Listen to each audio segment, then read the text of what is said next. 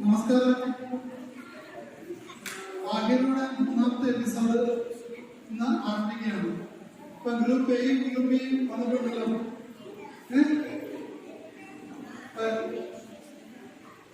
ഈ മാഹിയുടെ മൂന്നാമത്തെ എപ്പിസോഡിലേക്ക് നമ്മുടെ വികാരി അച്ഛനെ ഹാജർമായിട്ട് സ്വാഗതം ചെയ്തുകൊണ്ട് ജഡ്ജായിട്ടിരിക്കുന്ന മീൻ teacher, quiz competition quiz master ആയിട്ട് ജേർണലിസ്റ്റുണ്ട്. ഇവരെല്ലാവരെയും കൃത്യമാക്കി ഹാജർമായിട്ട് സ്വാഗതം ചെയ്തുകൊണ്ട് നമ്മുടെ മാഹിയുടെ എപ്പിസോഡ് ആരംഭിക്കുന്നു. മാഹിയുടെ ലോട്ട് എടുക്കുവാണ്. ഫസ്റ്റ് ഗ്രൂപ്പ് എയിൽ നിന്നും ഒരാളെ സെലക്ട് ചെയ്താണെങ്കിൽ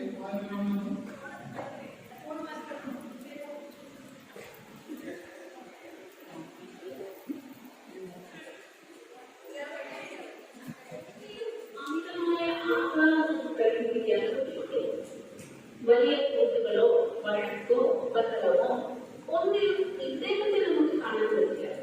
വല്ലപ്പോഴും ഒന്നും വേണ്ടിയാൽ അവർ ചുറ്റിൽ കാണുന്ന ഏതെങ്കിലും ഒരു കാര്യത്തെക്കുറിച്ചുള്ള പരാതിയാകാനാണ് സാധ്യത. വളരെ സ്നേഹപൂർവ്വം സ്വാഗതം ചെയ്യാം ഇന്നത്തെ നമ്മുടെ മത്സരാർത്ഥി അൻസിയ മറിയം.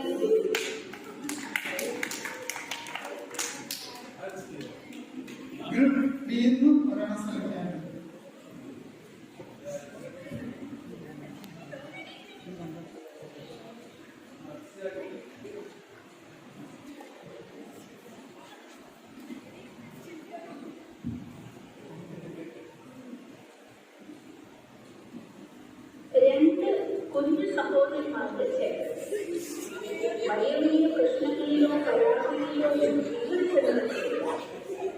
പഠനത്തോടൊപ്പം സഹപാഠ്യ മത്സരങ്ങളിലും ഉത്സാഹത്തോടെ പങ്കെടുക്കുന്ന താഴ്ന്ന ചെറുതിലാണ് ഇന്നത്തെ നമ്മുടെ മത്സരാർത്ഥി. വളരെ സ്നേഹപൂർവ്വം സ്വാഗതം ചെയ്യുന്നു.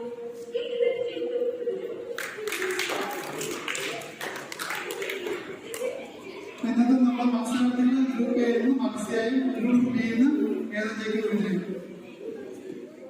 നിങ്ങൾ ക്രിസ്മസ് ഒക്കെ ക്വസ്റ്റ്യൻ ചോദിക്കുമ്പോൾ മത്സരാർത്ഥികൾ ഉത്തരം പറയുകയാണെങ്കിൽ 10 മാർക്ക്, മെമ്പേഴ്സിന് ചോദിക്കുകയാണെങ്കിൽ 5, പിന്നെ അവർ ടീമിലേക്ക് പോവുകയാണെങ്കിൽ 2.5. പിന്നെ ഫോണെ ഫ്രണ്ട് അല്ലെങ്കിൽ ഇതിന് എടുക്കുവാണെങ്കിൽ 5 മാർക്സ്.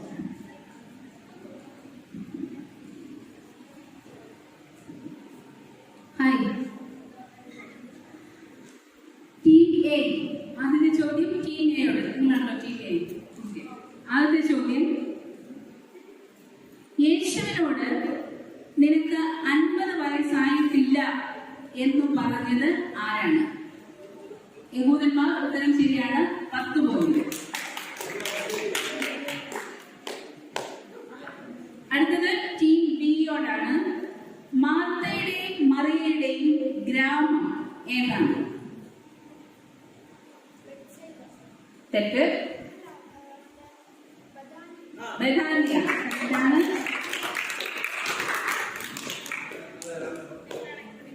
ടീം എയോട് അടുത്ത ചോദ്യം, ദിദിമോസ് എന്നത് നമുക്ക് വളരെ പരിചിതമായ മറ്റൊരു പേര്, ഒരു ശിഷ്യന്റെ പേരാണ്. ആ പേര്, അതായത് ആ ദിദിമോസ് എന്നത് ആരുടെ പേരാണ്? ഉറക്കെ പറയണം. തോമസ് തെറ്റാണ്.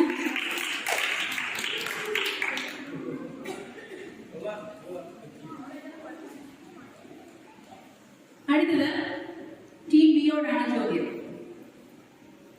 ഞാൻ പറയാൻ പോകുന്നത് ഒരു ധാന്യത്തിന്റെ പേരാണ്.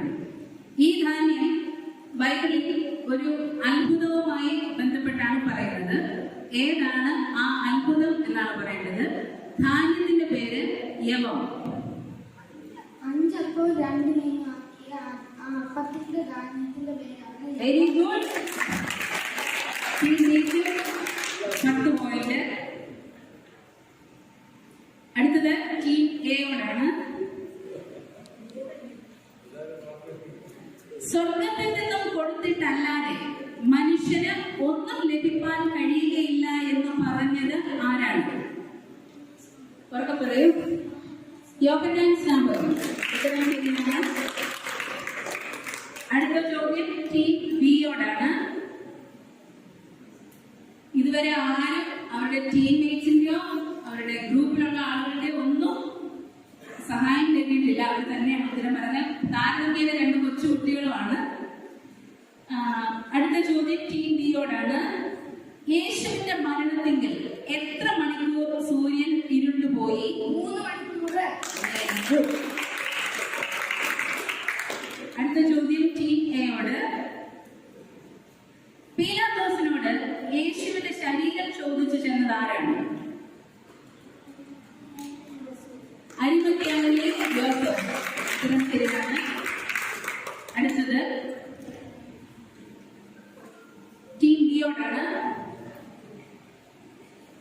കേഫ, പത്രോസ്. ഇതിലും നമുക്ക് പരിചിതമായിട്ടുള്ള വേറൊരു പേരാണ് അദ്ദേഹത്തിൻ്റെത്. ആരുടേതാണ്? പത്രോസ്. കേഫ എന്നും പത്രോസ് എന്നും ഒരു മറുപേരുകളാണ് അതെല്ലാം. ശരിക്കുള്ള പേര് വേറെ എന്താണ്?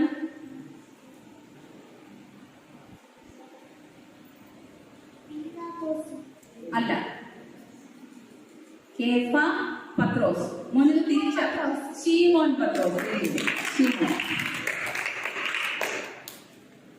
അടുത്തത് ടീം എയോടാണ്. പത്രോസിന്റെയും അന്ത്രയോസിന്റെയും പട്ടണം ഏതാണ്? ഉറക്കെ പറയണേ. മൈക്ക് അടുപ്പിച്ച് പറയണം. തെറ്റ്.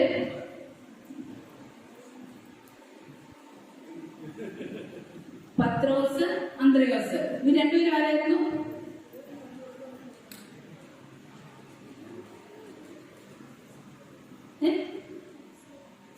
ബേത്സയിദ ആയിരുന്നു അവരുടെ പട്ടണം. കറക്റ്റാണ്. ഇതെന്താണ് ഡിഫറൻസ് മനസ്സിലാക്കില്ല. ആദ്യം ബേത്സയിദ ഉത്തരവായിട്ടുള്ളവർക്ക് ബഥാനിയ ഉത്തരവുള്ളൂ, പിന്നെ ബഥാനിയ ഉത്തരവുള്ളവർക്ക് ബേത്സയിദ കഴിച്ചു. ഓക്കെ. അപ്പം ഇനി അടുത്ത ചോദ്യം ടീം ബിയോടാണ്.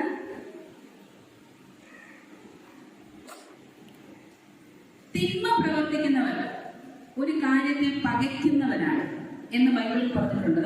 എന്തിനെ പകയ്ക്കുന്നവരെയാണ്? തിന്മ പ്രവർത്തിക്കുന്നവർ എന്തിനെ പകയ്ക്കുന്നു എന്ന് പറയുന്നത്? വെളിച്ചത്തിനെ പകയ്ക്കുന്നു.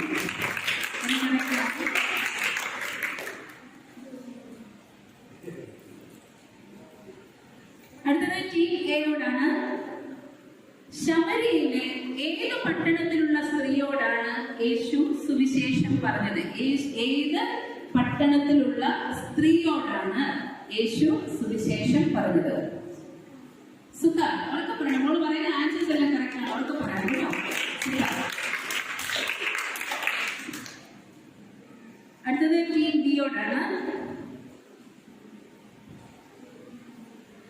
കർത്താവിനെ പരിമള തൈലം പൂശി തലമുടി കൊണ്ട് കാൽ തുടച്ച മറിയയുടെ ഒരു സഹോദരനെ കുറിച്ച് വേദപുസ്തകത്തിൽ പറഞ്ഞിട്ടുണ്ട്. ആരാണ് സഹോദരൻ? ലാസർ.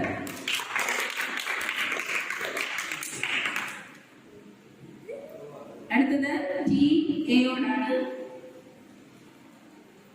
യേശുവിനെ ദൈവത്തിന്റെ പരിശുദ്ധൻ എന്ന് പറഞ്ഞ ശിഷ്യൻ ആരാണ്?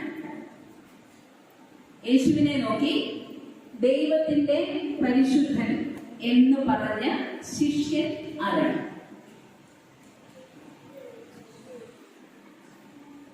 ശീമോൻ പത്രോസ്. ശീമോൻ പത്രോസ്. ശരിയാണ്. അടുത്ത ടീം ബിയോടാണ്. മോശ മുഖാന്തരം ലോകത്തിന് ലഭിച്ചത് എന്താണ്? Very good. 14 ചോദ്യങ്ങൾ കംപ്ലീറ്റ് ആയല്ലോ അല്ലെ? 14 ചോദ്യങ്ങൾ കംപ്ലീറ്റ് ആയി. ഇനി 2 ചോദ്യങ്ങളാണ് നിങ്ങൾക്ക് തന്നിരിക്കുന്ന ക്വസ്റ്റ്യൻസിനകത്തുനിന്ന് ചോദിക്കുന്നത്. ബാക്കിയുള്ളത് ജനറൽ ആയിട്ട് 4 ക്വസ്റ്റ്യൻസ് ചോദിക്കും. ഓക്കെ. അടുത്ത ചോദ്യം ടീം എയോടാണ്. പത്രോസ്, അന്ത്രയോസ് ബെത്സയിദയിൽ നിന്ന് വന്ന ശിഷ്യന്മാരാണെന്ന് പറഞ്ഞായിരുന്നല്ലോ. ആ കൂട്ടത്തിൽ ബെത്സയിദയിൽ നിന്ന് വന്ന ഒരു ശിഷ്യനും കൂടെ ഉണ്ട്. അതായത് ഫിലിപ്പോസ്. ശരിയാണ്.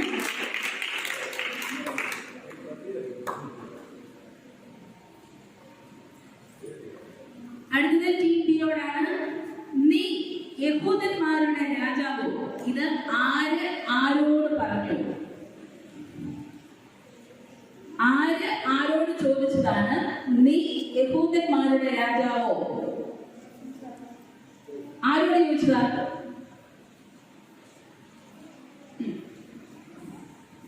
നീ യഹൂദന്മാരുടെ രാജാവോ എന്ന് ഒരാളോട് ചോദിച്ചു. ആര് ആരോട് ചോദിച്ചു?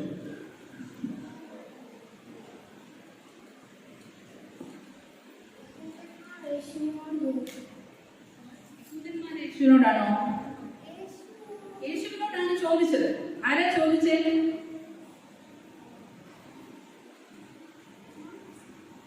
നീ യഹൂദന്മാരുടെ രാജാവോ? ഇത് ആര് ആരോട് ചോദിച്ചു? യേശുവിന്റെ വിചാരണ സമയത്ത് ചോദിക്കുന്നതാ. പീലാത്തോസ് യേശുവിനോട് ചോദിച്ചു. അടുത്തത് 16 ചോദ്യങ്ങൾ നിങ്ങൾക്ക് തന്നിരിക്കുന്ന ക്വസ്റ്റ്യൻസിനകത്തുനിന്നായിരുന്നു. അത് കഴിഞ്ഞു. ഇവർക്ക് രണ്ടുപേർക്കും വലിയൊരു കൈയുടെ ആവശ്യമുണ്ട്. കാരണം 40 ക്വസ്റ്റ്യൻസ് ആണ് കൊടുത്തത്. 40 ക്വസ്റ്റ്യൻസിനകത്തു നിന്നാണ് 16 എണ്ണം ചോദിച്ചത്. അതിന് തിരിച്ചും മറിച്ചൊക്കെ ചോദിച്ചായിരുന്നു. നമ്മളിവിടെ ഇരിക്കുന്ന ബാക്കി കുട്ടികളെയൊക്കെ നോക്കുമ്പോൾ ഇതുവരെ മത്സരിച്ചിട്ടുള്ളതിൽ 2 കൊച്ചുകുട്ടികളാണ്. അവര് അവരുടെ ടീംമേറ്റ്സ് ചെയ്യുന്നോ ഗ്രൂപ്പ് മേറ്റ്സ് ചെയ്യുന്നോ ഒന്നും അവരെ ഹെൽപ്പ് എടുക്കാതെയാണ് ഉത്തരം പറഞ്ഞത്. Very good. അടുത്തത് ടീം എയോടാണ്. നോമ്പിലെ എത്രാമത്തെ ഞായറാഴ്ചയാണ് കുരുടന് കാഴ്ച നൽകിയ സംഭവം ഓർക്കുന്നത്? നോമ്പിലെ 6ാം ഞായറാഴ്ച. അതെന്നായിരുന്നു? ഇന്നായിരുന്നു. Very good. അടുത്തത് ടീം ബിയോടാണ്. നമ്മള് പിതാവ്, പുത്രൻ, പരിശുദ്ധാത്മാവ്, ഇങ്ങനെയാണ് നമ്മൾ നമ്മുടെ ദൈവം തൃത്വം അല്ലെങ്കിൽ ഹോളി ട്രിനിറ്റി എന്ന് പറയുന്നതാണ് നമ്മളുടെ ഓർത്തഡോക്സിയുടെ ആധാരം എന്ന് പറയുന്നത്. ഇതിനകത്ത് സകലത്തെ സൃഷ്ടിച്ച ദൈവം, പിന്നെ സകലത്തെ സൃഷ്ടിച്ച ദൈവം, നമ്മുടെ പിതാവിനെയും പുത്രനെയും പരിശുദ്ധാത്മാവിനെയും കുറിച്ച് നമ്മളിങ്ങനെ ഓരോ വിശേഷണങ്ങൾ കൂടി ചേർത്ത് പറയുന്നുണ്ട്. അതിൽ പുത്രന് കൊടുത്തിരിക്കുന്ന വിശേഷണം എന്താണ്? സകലത്തെയും സൃഷ്ടിച്ച പിതാവും സകലത്തെയും പൂർത്തീകരിക്കുന്ന പരിശുദ്ധാത്മാവുമാണ്. പുത്രൻ എന്താണ്?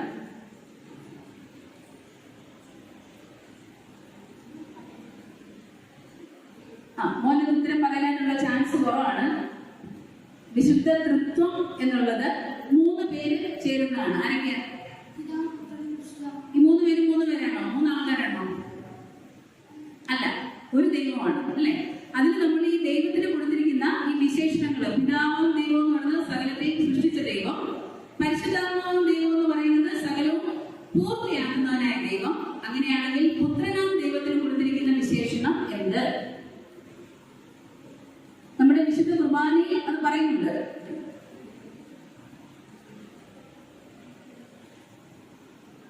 അറിയത്തില്ലെങ്കിൽ ടീം മേറ്റിന് കൊടുക്കാം. സമയം കഴിഞ്ഞു പോവാണ്. കൊടുത്തോ?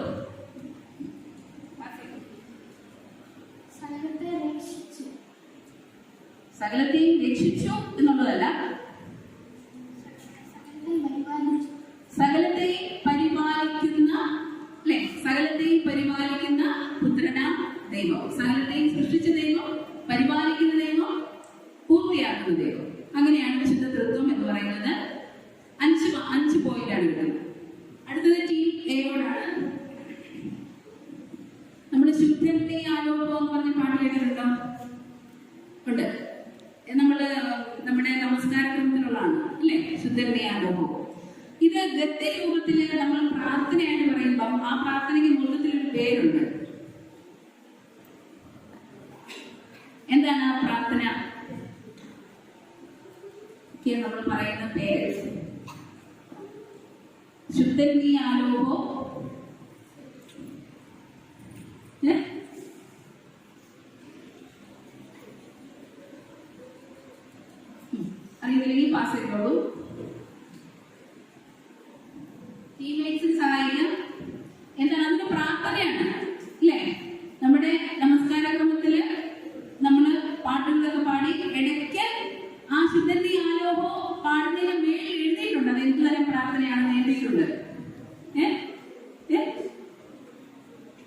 പരിശുദ്ധാത്മാവിന്റെ പ്രാർത്ഥനയും തെറ്റ. ഉത്തരമുണ്ടോ? നമ്മളൊന്ന് സ്ഥിരമായി പറയുന്ന പേരാണ്. നിങ്ങൾക്കുള്ളത് അങ്ങോട്ട് വരും കേട്ടോ. ഹലോ, ഫോൺ എപ്പോഴാണോ വേണ്ടത് അത് പറയണം. അതിവിടെ പറയണം. നിങ്ങൾ ഇപ്പോൾ വേണം ആൻസർ തരേണ്ടത്. അഡോണ ഏഞ്ചല ഇവിടെയാണ് ആൻസർ തരേണ്ടത്. നിങ്ങൾക്ക് ആൻസർ ഉണ്ടോ? ഇല്ലല്ലോ. ഓക്കെ, അടുത്തത് നിങ്ങൾക്ക് ഒന്നുകിൽ ഫോൺ ഫ്രണ്ട് എടുക്കാം, അല്ലെങ്കിൽ നിങ്ങളുടെ ഗ്രൂപ്പിലുള്ള ആളുകളോട് ചോദിക്കാം.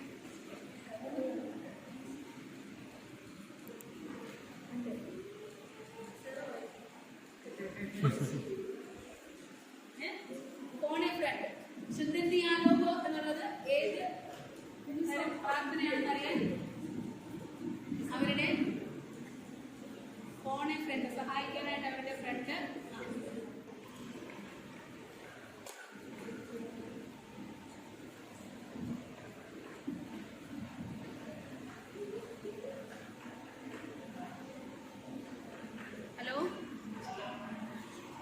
മിനിയാണ്ടി കേൾക്കാവോ?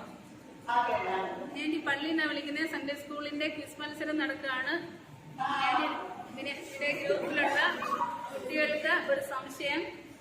ശുദ്ധൻ നീ ആലോഹോ ശുദ്ധൻ നീ ബലവാനെ പാട്ടുണ്ടല്ലോ, അതിന്റെ ഗദ്യ രൂപത്തിൽ നമ്മൾ അത് വായിക്കുമ്പോൾ അല്ലെങ്കിൽ ആ ഒരു നമസ്കാരത്തിന് നമ്മൾ മൊത്തമായിട്ട് പറയുന്ന പേര്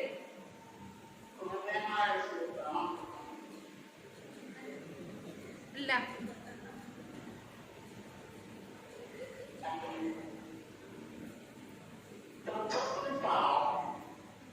സ്തുതിപ്പുമല്ല.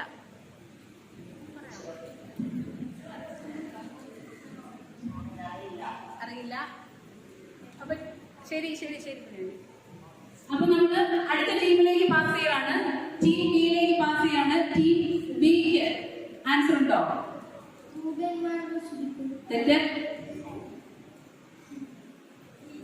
നമ്മൾ സ്ഥിരമായിട്ട് പറയുന്നതാണ് ആ പേര്. നിങ്ങളാ ടീം ബിയുടെ ആളാണോ?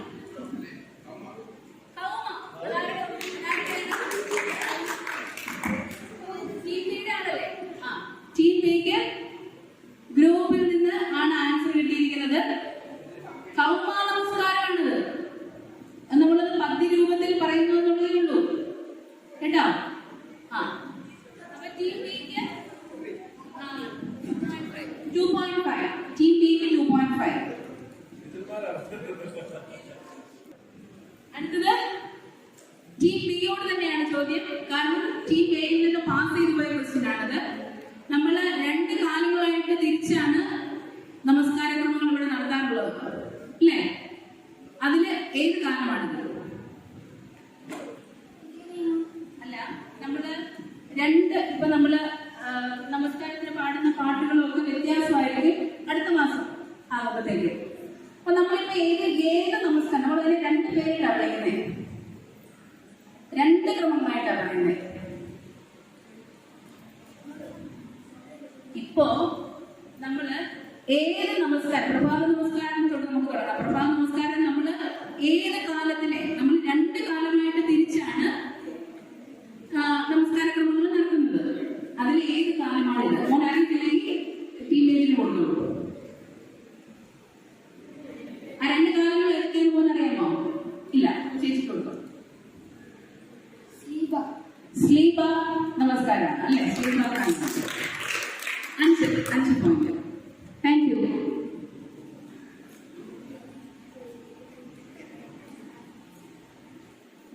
ഇന്നത്തെ ക്രിസ്മസും കഴിഞ്ഞു. എല്ലാവരും പഠിച്ചു കാണും അല്ലേ? കൊച്ചുമാരെല്ലാവരും പഠിച്ചിട്ട് വന്നു. കൺഗ്രാജുലേഷൻസ് 2 പേർക്കും. ഇന്നത്തെ വർഷത്തിനും ചർച്ച 2 വാക്കുകളാണ്. നിങ്ങൾ മിടുക്കരാണ് തെളിയിച്ചിരിക്കുക. കാരണം നിങ്ങൾക്ക് കഴിവുണ്ട്, പഠിക്കാൻ സമയമുണ്ടാക്കിയാൽ നന്നായി. കുഞ്ഞു കുഞ്ഞുങ്ങളാണ്, ഒരെണ്ണം പോലും തെറ്റിക്കാതെ. ഞാനൊരു തെറ്റിക്കുന്നില്ല, ഒന്നുപോലും തെറ്റിക്കാതെ വളരെ മനോഹരമായിട്ട് ഒത്തിരി സന്തോഷം തോന്നി. അതിനോട് കൈയടിക്കുക. കുഞ്ഞുങ്ങള് വളരെ ഭംഗിയായിട്ട് പഠിച്ച മിടുക്കരായിട്ട് വന്ന് പറഞ്ഞു കേട്ടോ. ഒരു ബിഗ് ക്ലാപ്പ് അല്ലേ? ഒത്തിരി സന്തോഷമുണ്ട്. നിങ്ങൾ പഠിച്ച മനസ്സിലാകും, പഠിക്കാൻ പറ്റും, മനസ്സ് വെച്ച് നടക്കാവുന്ന കാര്യങ്ങളുണ്ട്. അതുപോലെ എല്ലാ ദിവസവും തയ്യാറായി വരണം, കാര്യങ്ങൾ പഠിക്കണം. വലിയൊരു ത്രില്ല അല്ലേ? സന്തോഷമാണ്.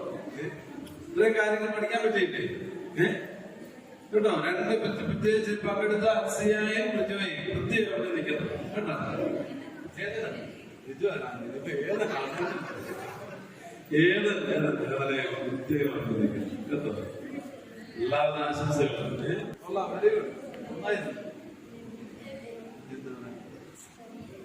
ആ റിസൾട്ട് പറയുന്നത് പറഞ്ഞു.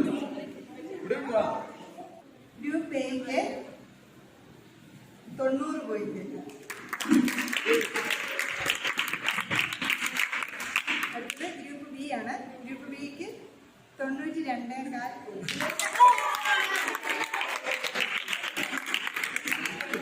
ഗ്രൂപ്പ് ബിക്കുള്ള സമ്മാനം ആ സമ്മാനം തരാൻ സന്തോഷമുണ്ട്. കാരണം കൂടുതൽ നല്ല നിങ്ങൾ എഴുതു